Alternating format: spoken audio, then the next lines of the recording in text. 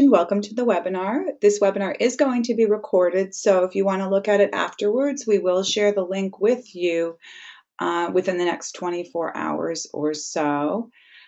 There are quite a few people on the line, and if you could help me out, for those of you on the line, and just confirm for me using the question area that you can hear me and you can see my screen okay, then we will get started. Let me get this to the slideshow mode. Awesome. Thanks, guys. Thanks, Pam, John, everyone that's sending me all these messages. I am on here by myself today, so if you've got comments, questions, sweet or nasty things to say, please know that I am reading and trying to go through the webinar at the very same time, so be patient with me. Yesterday afternoon and again this morning, we did email out through our office a goal-setting worksheet. And if you have not received that, then feel free to email Melissa at melissazavala.com, and we'll get that to you right after the webinar. For the most part, I think everybody did get that worksheet, and we'll discuss that towards the end of the session today. So today we're going to discuss 5 ways to instantly increase your business and prepare for 2014. I can tell from the response to the webinar offering that everybody is super excited about 2014, wants to gear up and make tons and tons of money and do really, really well in the field of real estate, and I'm excited about that too. So that's why I decided we should do this webinar. Let me tell you a little bit about who I am. A lot of you on the line, I do recognize your names. I know we've worked together before in our short sales and in other aspects of our business. My name is Melissa Zavala. I'm a San Diego County real estate broker, and I'm a co-owner of Broadpoint Properties, which is an independent real estate brokerage with 2 offices in Escondido and Encinitas. I'm also founder of the nationally recognized Short Sale Expediter program, where we've helped agents across the United States, predominantly in California, to close over 2,000 short sale transactions, and a company called Transaction 911 that provides transaction coordinating services and compliance services for California real estate agents and brokerages. And I've recently authored a daily planner for real estate agents, and I'm a writer. I have a blog at shortsaleexpediter.com, and I'm a coach and a speaker. I'm frequently asked to go to local board associations to talk about distressed properties, housing, and provide tips and tools for real estate agents to increase productivity. My whole thing that I love more than anything else is really productivity, seeing how we can be more productive in our day, allow ourselves more time for our fun stuff, but also increase our personal productivity so that we can be more efficient with our time. You can reach me. This is my Twitter account, my Twitter handle, at Melissa Zavala, so please feel free to contact me there. So first we're going to start off, and I'm just going to talk about some very general techniques for goal setting, and then I'm going to give you some real specifics afterwards. But I'm going to go through some very, as I said, very general tips, things that you've heard before, but it doesn't hurt to reiterate them since we're really gearing up for the new year and for some setting our new goals and creating new business plans to address the changing market. When you're thinking about your goals for real estate, and I actually will show you an income generating chart in a little while, but when you're thinking about your goals for real estate, you really want to be certain that they're very specific, detailed, and clear. So like in my head, I know that I want to make a lot of money in 2014, for example, but that's really not specific enough, because what I perceive to be a lot of money might not be a lot of money to somebody else. I met a gentleman fairly recently who has a team in Arizona, and they close 300 deals a year. So his idea of what his goal would be is going to be completely different from what my idea might be. 300 is really not within my realm of that I consider that a personal goal. So a specific, detailed, and clear goal would be to close a certain number of transactions within a certain time period. So, for example, I might want to say, generate a specific amount of earnings. So I could say something like, I want to close 12 deals and make $50,000. So that would be a specific, detailed, and clear goal. So as you're thinking about what you want to do, don't keep it keep it very specific and write it down so that you can go back to it and assess monthly, how well you're doing at your progress towards meeting that goal. So you want to be able to measure it. That's why you want to write it down. So goals must be measurable, and the best way to do that is, as we said, kind of to put an income amount on it. That's how we can measure it. A transaction number on it is another way that we can measure it. And then I think the third way that we can measure it is by setting deadlines. So I know that we're talking specifically about income right now, but there are other kinds of deadlines that you can set for yourself. And I think we'll talk about that with respect to process and outcome. But that's why you need to say, I want to make X number of dollars and close Y number of transactions within a certain time frame. So to say the year time frame or a 6-month time frame or by June 1st or whatever it's going to be. But you need to set those deadlines, because if you don't write it down and you don't set it forth, then you're always going to be, chasing a moving target. So it's really, really important that we set those deadlines. And then of course, goals should be challenging yet realistic. I know I once had a broker that worked in our office, and when we were working on business plans at the end of the year, he came to me with this really, really impressive chart of all the things that he was going to do every month, every week, and every quarter to meet his goals. So he was going to do 4 open houses a week, and he was going to post 200 Craigslist ads a week, and he was going to send out a postcard once a week, and he was going to do all of these things. And I looked at it and I said, wow, he works by himself. He doesn't even have an assistant. I didn't think it was realistic. And of course it wasn't. And I said to him, is this realistic for you? And his response to me was, well, if I set this out and I do a third of it, I feel like I've accomplished something pretty impressive. So for me, I think, and for most people, it's better to set challenging yet realistic goals. Nobody's going to put up 200 Craigslist posts in a day unless maybe you have a VA in the Philippines or in India or somewhere else that's doing it for you. And I mean, unless you are totally focusing 100% of your effort on open houses, a lot of people do not hold 4 open houses a week. So you've got to set some challenging yet realistic goals for yourself about what you're going to accomplish on a daily basis and what your earnings are going to be. So of course you're going to want to take into account, what your average price point is on your sales, so that if your goal is to make, $1 million, but your average price point is $47,000 per condominium, that's going to be a really tough nut to crack. So keep that in mind as you're setting your goals.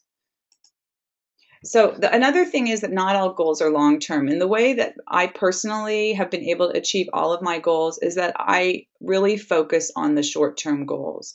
What am I going to do today? So it's really important to wake up every single day and know already what you're going to do. So if you're an agent that works from home, it's getting up and saying, today I'm going to write a blog post. Today I'm going to, call 3 prospects. Whatever those goals are going to be, know in the morning what they are and don't stop until you've accomplished those goals. So the long-term goals, those big earning goals, those are sometimes very intimidating. So if you set daily goals, those ones you can really see some success with, because at the end of the day, you said, well, yeah, I did write that blog post, or I did call those 3 prospects. So that's the incremental way that you can achieve those long-term goals. And this is my favorite. This is focusing on process rather than outcome. And this is really, really what every agent needs to think about with respect to their business plan. And that is not, even though we know what our earnings goal is, it's really important to generate and create regular processes in order to meet those goals. And we're going to talk about some processes in a little while, but just know that the way to achieve those bigger goals is by by making yourself kind of a machine. And I know that for salespeople, that's not always easy because salespeople love to be in the field. They're generally people that love socializing, that are really flexible and easygoing. And so to make a rigid schedule where every morning from 9 to 11, you're going to be making phone calls, or you're going to be generating leads on Craigslist, or you're going to be doing another sort of prospecting or marketing activity, that's frequently difficult because it's setting a regular schedule and adapting your persona to something that you're not. But creating these processes and sticking to them every day in and day out is what's really going to help to achieve those long-term goals. And then, of course, developing strategies to achieve these goals. So this is, I believe, the 7th step to success, is developing strategies. And of course, that involves a lot of professional development and training and creating your own personal strategies in order to do that. So, let's just say you do want to do those Craigslist ads. Well, what's going to be your strategy? So generating a strategy, maybe taking some classes about how to do Craigslist for generating leads, which if you've been following Craigslist at all, excuse me, that has changed a bit and is not quite so easy because you can't point stuff to your website any longer. But developing those strategies and really honing those skills in order to better achieve your goals. It's like this wrestler, he's working out regularly. That's kind of what you need to do. So this is where we're going to focus. Your day or your week and also your month need to be divided appropriately into these 5 strategies. So the first one is prospecting. And of course, prospecting is anything you do where you're reaching out to generate leads.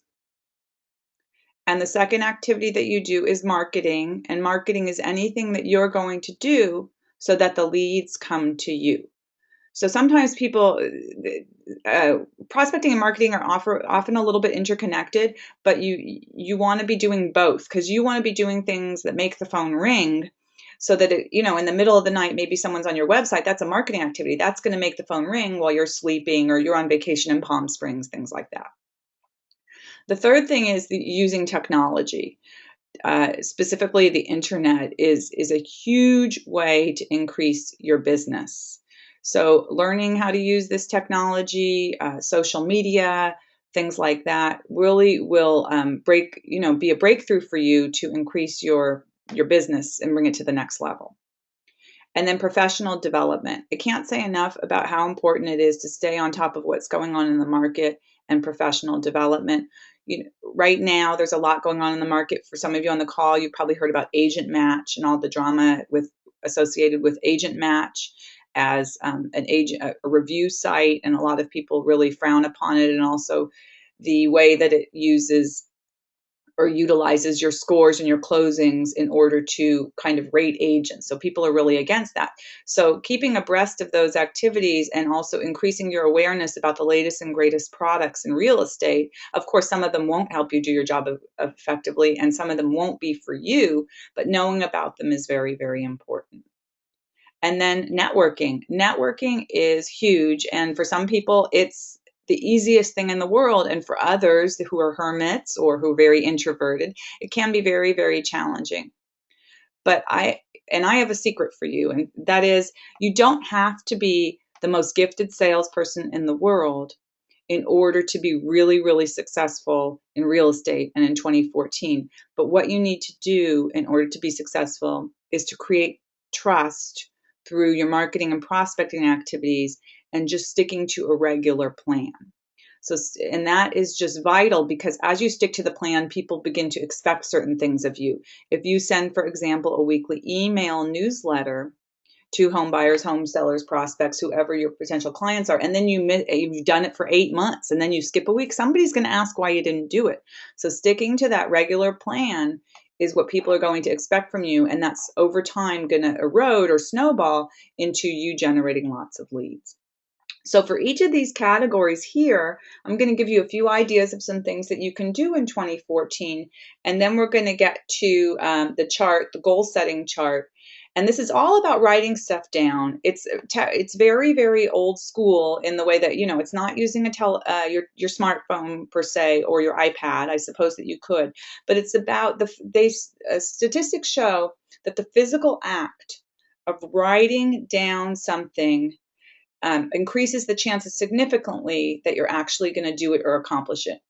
The easiest example in the world is when you make a list before you go to the supermarket, you generally bring home everything on the list. So it's that kind of stuff that's very, very obvious, but that often we don't do. I don't make a list when I go to the supermarket, and really I should. So, okay, with respect to prospecting, obviously we all need to use our referral network to our advantage. So now it's almost the beginning of the year. So it's a great time. If you haven't sent out holiday cards and you're not planning to send out holiday cards, just work on putting together or checking out your circle of influence, your database, to make sure that it's up to date with all your clients' latest information. So there's someone in my office right now who I was talking to yesterday, and she has to go back through 2 years worth of closings. I believe it's over 150 closings, because she hadn't been updating her database with the people's new addresses as they moved.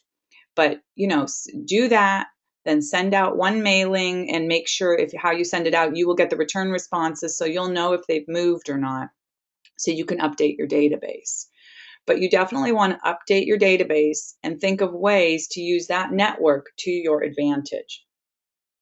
So those are your people who are going to be your billboard people, who are going to be advertising your services to everyone in town. So when I close my eyes and I think about certain people, maybe not the 200 in my database, but I have a top 10 and a top 20 that I know that they will be referring me all the time.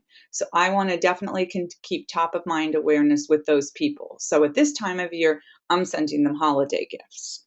You could take them out to lunch, do different things with them, but you should be keeping in touch with your circle of influence all the time, not only via the mail, but through email, through telephone calls, and of course, gifts, pop-bys, things like that.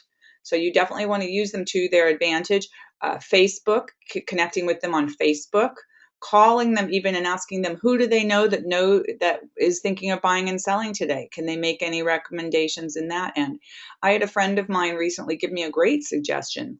He said, and you can only do this, of course, if your office will allow you to, but he said that people are often a little bit uncomfortable, obviously, about making phone calls. So one thing is, if your broker says it's okay, call these people and say, and maybe your broker will hold this contest. Say, my office is holding a contest. Whoever gets the most listings or sales is going to get a prize at the end of the month, which most offices have that anyway, which is a certificate. Who do you know? I really want to win. So who do you know that, can you help me? Who do you know that's buying and selling right now? That takes the onus off of any uncomfortable phone calling, because it's all, and people genuinely want to help you. Your friends are going to want to help you if, in that way, to increase your success. So you've got to consider ways to use that referral network to your advantage. If you're not talking to them at least once a month, reaching out to them at least once a month, you are really missing out on a great opportunity. So practice the rule of 11. Now, this is something that Ben Kinney, if you follow the Internet Marketing Specialist designation, or if you've ever seen him present, he calls it the 10 days of pain. But I call it the rule of 11 because way before I ever saw or heard Ben Kinney, I was watching television, and there was maybe it was like 60 Minutes or Dateline, and they were talking about how in order to get a small child to eat spinach or broccoli, you would have to present that spinach and that broccoli on the plate 11 times before you could have any reasonable expectation of the child eating the food. So my assumption has always been, well, that's got to apply everywhere. And clearly 10 days of pain is kind of the same theory, which is you need to get in front of people when you're prospecting 10 or 11 times before they're going to actually eat what's on your plate, eat your Brussels sprouts, consider hiring you to do something for them, to show them property, to be their property manager, whatever it's going to be. But it's going 11 times. You can't expect someone you've never met before that you don't have any developed trust with to convert very easily. It's got to take those 11 times. So generating a strategy for 11 touches or for 10 touches in a 20 to 30 day period is going to increase your conversion by 100%. So sitting down, often the act of sitting down and doing this is going to be difficult, but if you sit down and write down what those strategies are going to be. So email lead comes in. All you have is the email address. So you, first thing, email back. So you can develop what your emails are going to be. Now, if you have a phone number, it's like winner, winner, chicken dinner, because you can call if it's a real phone number that they provided, and you can convert over the telephone, which is often easier. But the key is to create your own rule of 11, create your own 11 touch plan. Of course, it's going to be based on whether you have an address, whether you have a phone number, whether you have an email address, but 11 touches is really going to result in much more significant conversion. So that's something that you can work on right now and prepare, and beginning as soon as you're ready, you can start using that plan for all the leads that you obtain. Particularly it's going to work really, really well if you're like a Zillow Premier agent or a Trulia agent, or if you're getting a lot of leads off your website or Craigslist. Those kinds of conversions work really, really well that way. Now, also, when you're reaching out in prospecting to your circle of influence, of course, you're always in front of them. So you're going to get that rule of 11 anyway. You can do it through social media, through Twitter, through LinkedIn, through Pinterest, through YouTube, whatever you're working on. Facebook, of course. Okay, marketing. So with respect to your marketing activities, I'm saying use cyclical marketing. And what I mean by that is make sure that any marketing piece that you create shows multiple ways to communicate with you and connects with all the other pieces. So let's just say you create a postcard, a just listed postcard. Well, make sure that it has your website on it. If you have like a lead generation landing page, make sure that's on there. Make sure your toll-free phone number's on there. So any way that they communicate with you, you will capture the lead. Would be a really good idea to use like a Google Voice phone number. For those of you that don't have a Google Voice phone number or a toll-free hotline, the great thing about that is when they call, it will capture the phone number, and you'll also get a text message and an email with the information. But if you're advertising something, you've got the Google Voice number, then you can have a written capture so that you can call them back. But the key is any marketing materials need to connect to your other marketing materials so that over a period of time, it's like a big circle. All of the people that you're marketing to will get captured in your web. I'm not saying that they're spiders, but imagine that you've got this huge web with all these things, and so they read your postcard, then they go to your website, so they're converted on your website. But if your postcard just said, I don't know, just listed, check out this new home, and didn't do that, you'd have no way to capture the lead. So just make sure that everything relates to everything else and connects to everything else and provides all sorts of contact information that will capture what the lead, so that you can convert it more effectively, or so that you can convert it at all. And one thing I want to say about marketing, and this lady's screaming, is that less is more. How many people on this call stand over their trash can when they get their mail? So when you get I'm throwing away postcards, I'm throwing away envelopes without opening them. I can tell immediately what's direct mail that I don't want to open. So for me, what I'm going to read is going to be a postcard, because that's the thing that's going to pass across my eyeballs before it goes in the trash can. Hopefully I'll hold it if it has something of value on it. But since it's passing in front of my eyes over the trash can, it needs to be using a big font, very little text, something that's very easy to read, and that's the one sentence or two needs to capture my attention so that I don't throw it away. So that's often not easy to do. Sometimes you need to have copy editors help you to think, what am I going to put on these postcards?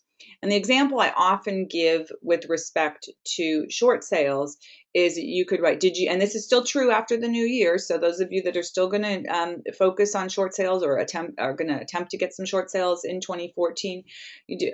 People, did you know that you could earn up to $3,000 in moving assistance when you participate in a short sale in the state of California? Okay, if somebody tells me that I might be able to get $3,000, I might not throw that postcard away. So I've got to figure out what's going to keep my postcard out of the trash can. So what's going to be interesting to them? Maybe a free CMA, maybe money, maybe a guarantee that if they talk to me, maybe they'll get a gas card, whatever it's going to be, but something, and make it big and make it stand out, and a big font, because a lot of people can't see those handwriting fonts. If it's thin, it might be real cute, but it might be hard to read. And if it's passing in front of their eyes real quickly, it may not convert as well. So making the text really engaging, and making the information easy to read and not overly intense, but really marketing the benefits versus your personal features is going to be huge. So one of the things that you're not going to want to do is spend a lot of time saying that how awesome you are. Despite the fact that you probably were the first in your office and the highest number of closings last year, platinum award, have 2 advanced degrees, speak 4 languages, that's really not what's going to get people in the door, because they're looking at what's in it for them. So that's what you need to explain on the postcard or on all of your marketing materials, is what's in it for them. What value will you provide to them? And then when you meet them in person, you can say, okay, this is why you should hire me over this person. It's because I'm the #1 agent, or whatever these reasons are. So really, really important to focus on font size, readability, things like that. Okay, with a great thing to do right now, today, when you get off the call, is to create and update your online profiles. So go to LinkedIn first and read what it says that you do for a living and where you work, and make sure it's accurate.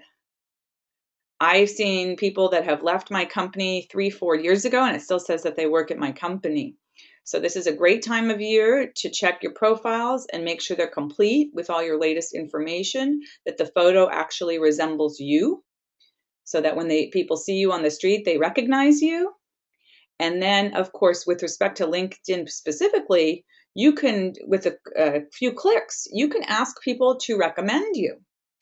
And that is really, really great. So when people call my office and they say, Melissa, why should I hire you? Can I see some testimonials? So instead of sending over a resume, I usually send them over to LinkedIn, where I've got a whole bunch of people recommending me and saying, what a great job I did for them and things like that.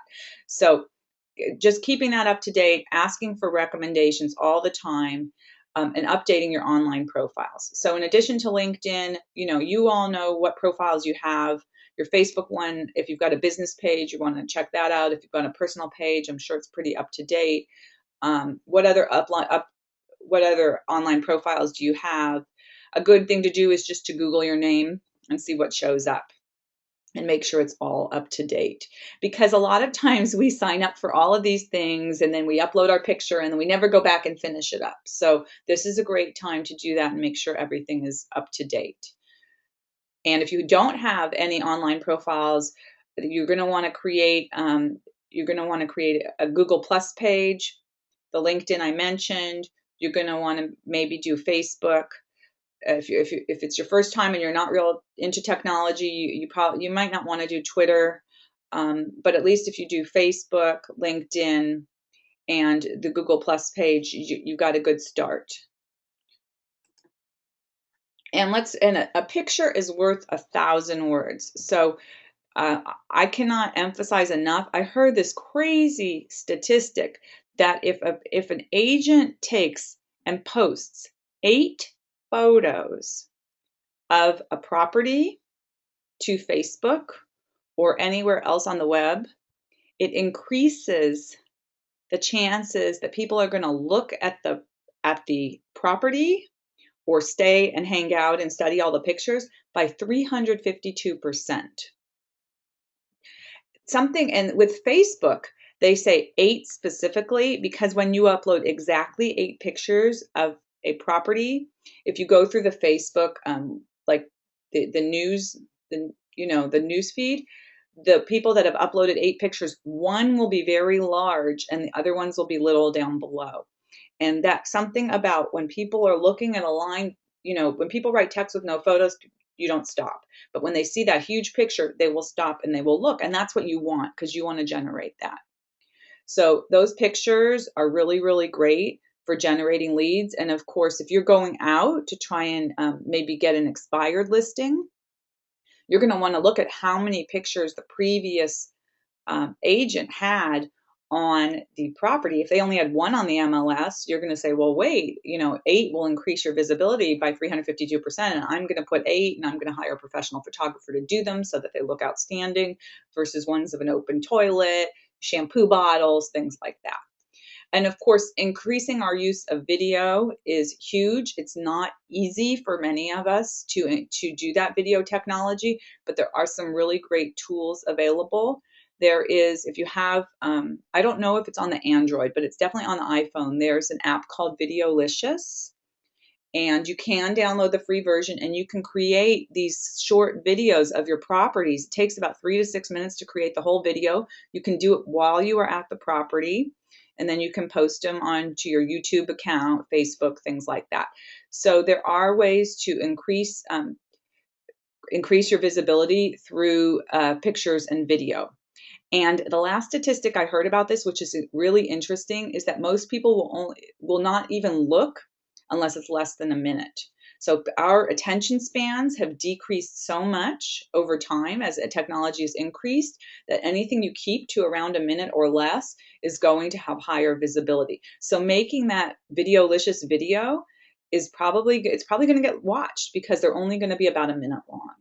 So definitely look into Videolicious. Consider increasing your use of photography, getting hooked up with a really good and affordable photographer to take pictures of your listings, or creating a photography policy. Maybe you're going to do it for all your listings. Maybe you're only going to do it for your high-end listings based on your budget. But just getting in control of that is going to really, really help you increase your visibility. And you look better. This is your online brochure. People will hire you because they like the way you present other homes. So professional development. So there are some ways to be super productive with our time and know a lot about what's going on in the world. And one of those is with Google Alerts. So you can go into Google and set these Google Alerts. If you've never done it before, it's very, very easy. You put in the keyword or phrase that you want alerts on, and you can set how often you want the alerts. So you can set them for daily, or anytime, or once a week, or whatever. And it will tell you, the latest stuff on the internet will be populated there in your email inbox. So for me, I always set my name, because if someone's saying something nasty about me on the internet, I want to know. So you can set your name, and you can set, whatever you're going to be. Encinitas Real Estate, for example, might be something, and Encinitas Homes. Or if you want to keep up with the latest news on Fannie Mae, Freddie Mac, Mortgage Debt Relief Act, different things like that. And then you will get these email alerts in your email, and you can eyeball really quickly to see if there's anything important that you need to know. And then you just delete the email. But it's a way, it would be impossible for us to tool the entire internet or read all of these different magazines and newspapers. So, setting your Google alerts really help you keep top of mind on, and very knowledgeable on the things that you need to be knowledgeable on when you go out into the field and you talk with clients. So, really easy, if you've got Encinitas, someone can go out and say, oh, I saw that this is happening in Encinitas, with home sales. Well, you already know that because maybe you read about it in Google Alerts.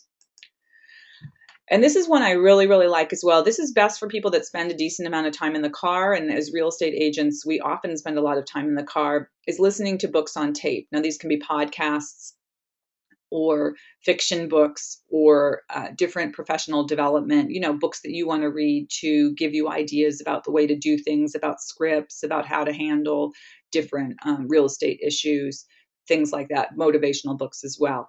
You can, an app that I like is called Audible, and it's actually owned by Amazon. It's Audible is Audible. And what you can do is you can buy a program, meaning a package of a certain number of books per month or per year. And then you download them. You can download them onto your Kindle. You can download them onto your smartphone. And then for some, some of you, you can plug your smartphone in your car and listen through your speakers. So every time you get in the car, you are always increasing your product knowledge, increasing your, developing yourself as an individual and a real estate agent without losing any time. I know a lot of you like your music, but if you want to bring it up to the next level, you may have to give that up, or at least commit to giving that up a portion of your day.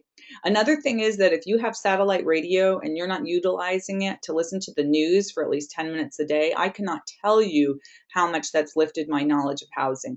I have many times been listening to satellite radio, news station, like a business station, and then I get on my way to a training I'm giving or a panel I'm on, and I refer to something I heard about in the news about Fannie Mae or housing statistics or unemployment statistics or anything like that. And it's something I heard 40 minutes before on the radio.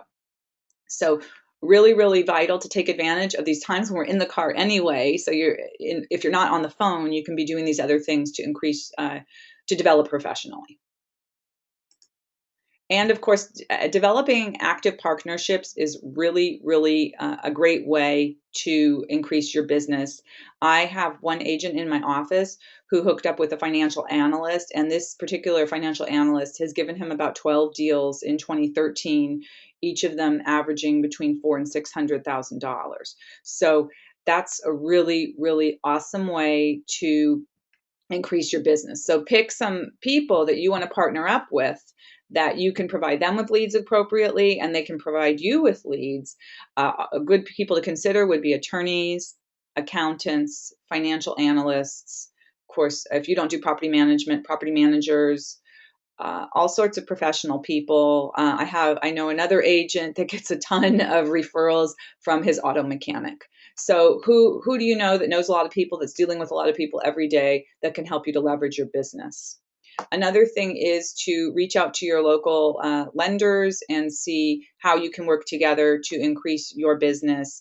Some of the lenders will maybe let you go to the bank one day a week, and if it's a large banking institution, set up a desk, answering real estate questions, things like that. I know some aren't doing that anymore, but I think they're bringing it back now that the real estate market is changing. At least they are bringing it back in San Diego County. So trying to think about all these different ways to get out in the field to create as many relationships as you can with people that might refer you business. And of course, the expectation is that you will refer them business as well.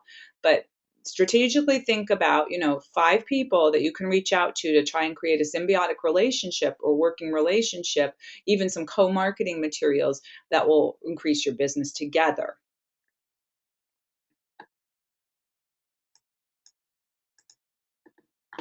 Okay, somebody's asking me about the Mortgage Debt Relief Act. I'll be happy to answer that at the end. So sponsoring local events, networking, first of all, huge, talking to other people, reminding them that you're still in the business, that you're not a secret agent. Everybody needs to know that you're an agent, that you know your stuff, that you're available to them, that you're never too busy. I emphasize never too busy for them. If you're saying, I'm so busy, nobody's going to want to approach you because you're too busy to help them. So sponsoring local events is a really great way to create top of mind awareness.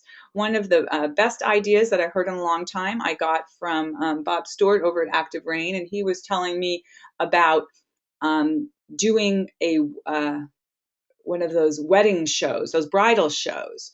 So sponsoring a table at a local bridal show, because that's where couples are. What are they doing? they're getting married and they're going to be buying something possibly in the future.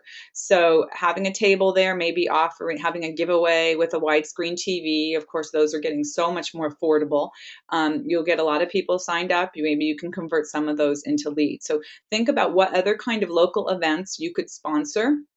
Maybe street fairs, things at the elementary schools, whatever it is, so that you can, be known as the neighborhood expert, the local expert, or somebody that could be providing support in that area. Okay. But so the last thing I want to talk about, and this is what are you going to do today? And we're going to look at the goal setting sheet, and we're going to make some income calculations before we leave. Okay, the key to your success. There's no secret sauce. I think you already know that because you probably heard a lot of the suggestions I already went over before. There is no secret sauce except that you must work. If you are a full-time real estate agent, you must work at least 40 hours a week on your business.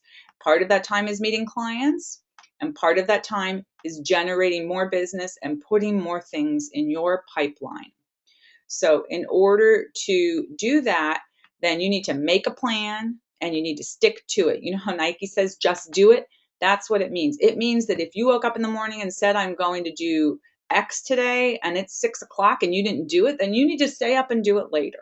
Because the minute you don't do what you planned for that day, it's like on January 1st, everybody's going to eat healthy and everybody's going to start going to the gym again. And then, of course, then maybe about the 15th, you're going to skip a day, or you're going to eat that chocolate cake. And then, okay, then, all right, I didn't go to the gym this day, so now I'm going to skip another day. And then we all fall off the wagon. Happens every year. We all know it does. So the thing about real estate is it cannot be like that New Year's resolution to go to the gym or eat healthy. You have to stick to it no matter what, or else you get those peaks and valleys in your business where you're so busy attending to clients that you're not generating new business, and then when you're not closing, you start generating new business. You need to regularly develop a plan and stick to it. And if you're so busy that you can't stick to your plan, then you need to figure out, okay, it's time for me to hire an assistant or an intern or somebody to support you. So the first and most affordable way is to see if one of the local colleges has a real estate major, a business major, or a marketing major that might be interested in some sort of internship with you. So that's a really great and affordable way to get some support. Now, it might not be the quality that you're looking for, and you'll have to do some training. But if your immediate reaction is, but I don't have the money, I'm not doing the closings to get this super duper $30 an hour an assistant, then there's an out for you. So what are you going to do today? We're going to make a plan and we're going to stick to it. So the first thing we're going to do right now is, for those of you that have bought my book, The Essential Daily Planner for Real Estate Agents, chart is at the back of the book. But anyone can do this right now. So just get out a piece of paper. And we're going to calculate the average commission per closing. So right now, the first thing you need to know is your average sale price per property for 2013. So the way to figure that out is to take your total closings for 2013. I don't care if it's 1 or 10 or 30. Okay, you take all of those and you add them together and you divide by the number of closings. So if I had 4 closings and they totaled $1 million, and I divide by 4, then my average sale price per property is $250,000. So the first thing, and this might be where you need to go back and do some research, but maybe this part you can't do that right now unless you do your research. So your average sale price per property. So for me in this example, it's going to be $250,000. And the average commission paid to the office is, in my example, is 3%. We've had a kind of wild ride the last year or so. So yours could be at 2.75 or maybe 2.5. But whatever it is, so you're going to have to figure out, was it mostly 3s or mostly 2s or mostly 2.5s? Put that in there and then do a little math. And then know then that the office take is $7,500. And then, of course, what is your split? So if your split is a 70-30 split, or an 80-20 split, or a 90-10 split, or a 95-5 split, or a 50-50 split, or if your calculations are a flat rate, minus 595 or whatever it is, then you know what is your average commission per closing. So in this case, for this person, they're on a 70-30 split in a traditional office, and so their average commission per closing is $52.50. And then, of course, this doesn't take into account, but you're going to have to remember, do you pay E&O insurance, or did you already pay it? Do you have to pay your transaction coordinator, or do you do that yourself? So there might need to be some subtraction beyond that. Okay, so then for this person, her average commission per closing is $52.50, and her annual income goal, so step 2, is you want to know the number of closings that you need per month. So for her, her annual income goal is $100,000. And we've already figured out that her average take home on every transaction is $52.50. So we're going to divide $52.50 by 100,000, and wow, she needs to close 19 deals in 2014 to meet her income goal. So if we divide that by 12, that's a little over 1.5 closings per month. Now, of course, an easy way to meet her income goal is by increasing her average sale price per property. So if she starts maybe marketing in an area with slightly higher end properties, she won't have to close 19 deals. Maybe she'll only have to close 14 deals, which would be, a little easier nut to crack. So the first thing that you need to do is look hard at how many deals you need to close a month. So in this case, we're going to say it's 1.58. Now, the next part of that is, how the heck are you going to close 1.58 deals per month? That's where you need to develop the plan. So what are you going to do? And again, we're not going to say I'm going to do 230 Craigslist posts per day and I'm going to do this. Realistic plan. What am I going to do each and every day and every week in order to get there? So the goal setting chart, which I think is on the next page. Let's see. Okay, so this one's already completed, but I sent you a blank one. And this is just step 1 of many things that you're going to need to work on before the end of the year, or as soon as you want to get started, depending on your level of motivation and what you got going on around Christmas. So this person is different, but let's just say we're going back. So $60,000 is what they want to earn. And this is for 6 months. Goals for the next 6 months. 60,000. Oh no, overall goal 60,000, 12 deals. So already this person is contacting 25 people in my circle of influence twice a month by phone. And then the goal is to hold 3 open houses per month and contact local FISBOs daily. So she's going to increase her goals to add those additional prospecting activities. So remember, what kinds of prospecting activities are you going to do to reach your goals? So prospecting activities could be phone calls, it could be open houses, anything that you do where you go out and talk to people to generate business. So even those events, for example, that bridal show, that you might be able to get so many leads from one bridal show that could be like your whole prospecting achievement for a month or two, but all the time you're going to be spending preparing for that is going to take you away from other activities. So the next thing is you're going to have to think about, where are you at with your marketing right now? What are you doing right now? Be realistic. Do you have a website? Are you doing anything with Facebook? Are you mailing out postcards?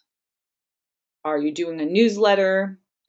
Do you have any touch point systems that you're using that send out automated newsletters or flyers or anything like that? Where are you at? And where do you want to be? So you need to think about, what am I going to change and add in order to meet those goals? So this person's going to add just listed and just sold cards, create a blog, and a Facebook business page. Now, for those of you that are kind of interested in writing and creating a blog, I've talked about this before. I really like, as a starting point, Active Rain for doing that, because you can benefit from the Active Rain. There are 300,000 members of Active Rain, and so what happens is when you join and you start blogging on Active Rain, even though you don't have a big blog before, you get to take advantage of the fact that there's all of these members, and you get a much higher placement on Google. You can even get on page 1 of Google very, very fast, in less than a month, if you're blogging regularly, because Google goes behind the scenes through their bots and they say, oh, Active Rain, they have so many hits, they get so much traffic, then that automatically pushes your post to the top. So if you're thinking about doing blogs for marketing and you don't know if you want to do your own website or not, you might want to experiment with Active Rain first, just to see if you like it, if you get the feel for it, before you commit to creating a whole blog site and things like that. Okay, and then what are your networking goals? So this person attends local marketing sessions once a month. Well, now he says, I'm going to attend marketing sessions weekly, and I'm going to join the Chamber of Commerce. Another one that a lot of agents like to do is join Toastmasters. Obviously you get a lot of experience.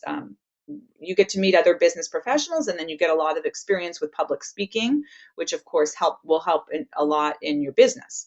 So there's, it's kind of like getting your professional development and your networking done at the same time. So that's really, really great.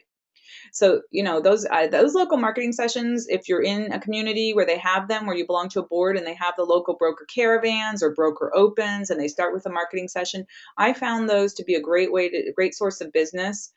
What I've noticed is that when offers are submitted on a transaction where there's another regular attendee of the marketing session, it's more likely, if there were multiple offers, that your offer would be accepted, because you already know the other agent, and so they trust you. They already respect you. They feel they know you personally, so it's going to be a much smoother transaction. So again, sometimes, we say, oh, I don't know, I don't want to go to the broker opens. There might be some benefit to it as far as in the future and your future offers that you might write and things like that. So professional development goals. So where are you at right now? Are you doing any professional development? I know that you are, because you're on this phone call. I love doing webinars, watching webinars. We get so many invitations all the time in our inbox. It's not hard to do professional development from your bedroom and your pajamas. So what are you going to do? Are you going to do things at your office? Are you going to do things online? Are you going to do things at your local board of realtors? But what are you going to do? And so this person, they just go to the local brokerage, and now they're going to watch 3 webinars per month and read 1 real estate or sales book every 6 weeks. Wow. So hopefully they're going to use Audible in case they don't have time to actually do the reading.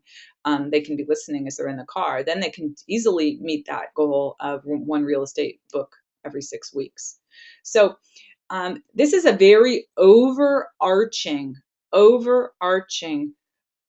way to conceptualize your goals for the next 6 months. If a year seems too daunting, 6 months. But there are some things that we talked about that you need to do before you get to this, or in order to put this into practice.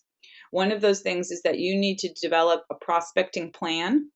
What kind of prospecting activities are you going to do every day? Yes, every day. When you lay down at night, you need to be able to say, this is what I did to prospect for business today. It is so hard. Sometimes we get to the office, or we set out and we're going to say, I'm going to time block today from 9 to 11. I'm going to do prospecting. And then you get to the office, and what happens? Oh my gosh, there's a fire to be put out. So-and-so couldn't get in to do their inspection because the owner took the key out of the lockbox. And then there goes your 9 to 11, because you're running around town trying to find the key. So you've got to be able to put that to the side, develop a prospecting plan, and stick to it. And the second thing that you need to do to prepare is you need to create a marketing calendar. What are you going to do in January? What marketing activities? What are you going to do in February? What are you going to do in March? It's kind of like an editorial calendar. So like newspapers and magazines, they make a calendar of what they're going to write about every month. Of course, a recipe magazine is going to have Thanksgiving recipes in their the first week in November, and their holiday cookies in December. You're going to create the same thing for your marketing activities, so that you can see, and of course stick within budget if you've got a tight budget, what you're going to do every month. And then you'll break it down to what are you going to do every day. Now, all of those breakdowns, those charts and things, and the way to do that stuff that I just talked about, creating your prospecting and marketing calendars, is in my daily planner. I don't know, a lot of you on the call maybe have purchased it already. This is a great time to get started with it. It's called the Essential Daily Planner for Real Estate Agents, Success in 10 Minutes a Day. It is a physical planner. It's a book and you can get it on Amazon. But the key to it is it's not on Kindle. And the reason it's not an ebook is because I want you to write it down. As I mentioned before, something magical happens when you write stuff down. Meaning, and my great example was when you send hubby or to go to the grocery store, if you write it down on a list, the chances are he's going to bring back everything on the list. If you don't write it down, same with yourself, the chances are they're not going to bring it back. When you write down what you're going to do every single day, despite the fact that we're in a really technology savvy world, and I love technology more than anyone, I'm addicted to it, having that book with you and writing down what you need to do every day, crossing it off, reflecting on it, is really, really essential to your success. So in the planner, there are some tips and tools for creating your marketing calendar and your prospecting calendar. And it's a 6-month blank. So if you don't get it by the first of the year, then you can start any Monday. And every day of the week at the top of the page, there's a suggested activity or pointer for you if you're not sure what you should do that day to generate more business or to increase your business. So there's 130 tips, and there's a whole bunch of motivational quotes in there too to help you in all aspects in your marketing and your prospecting and your technology and your networking, your professional development. And then there's the weekly activity assignment also. So there's all sorts of ways for you to fuel your business for 2014 and gear up to be as successful as you can be.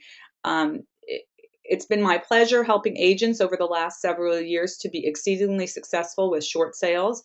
I've helped them stay in the field. And as I mentioned before, we've helped agents close over 2,000 short sales. And it's my pleasure to see you succeed.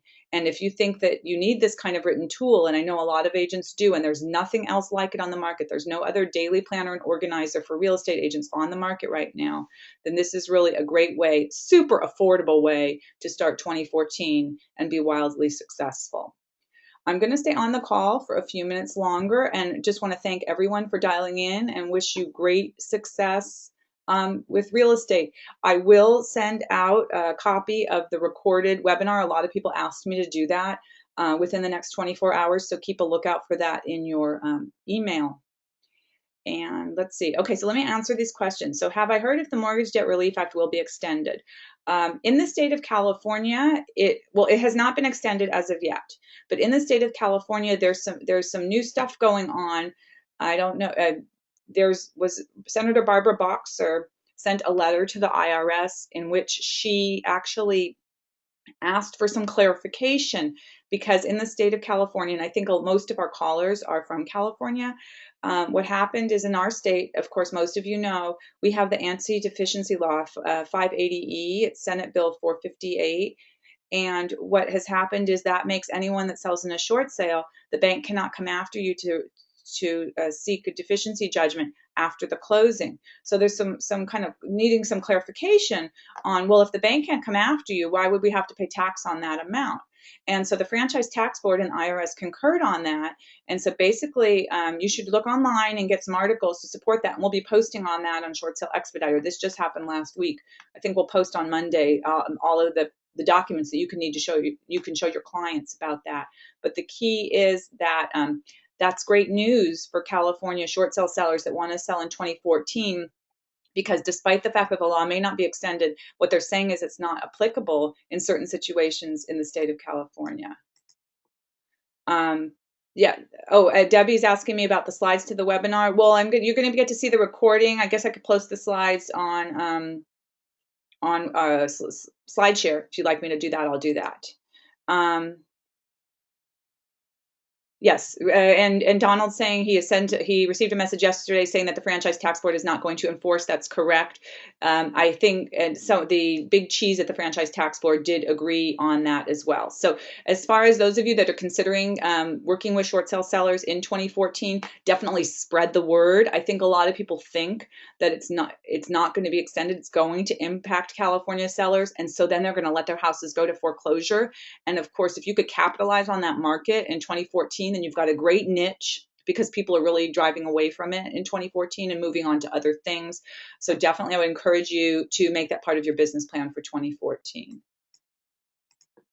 And so that's it. thanks so much to everybody that dialed in, and I will definitely post that on SlideShare, and then we'll send you guys a link, as well as when the recording is online, we'll send you a link to that. And really, I just hope that everyone has a wonderful holiday and an awesome new year, and any way that we can support you with that, we'd be happy to do so. So best wishes to you. Bye-bye.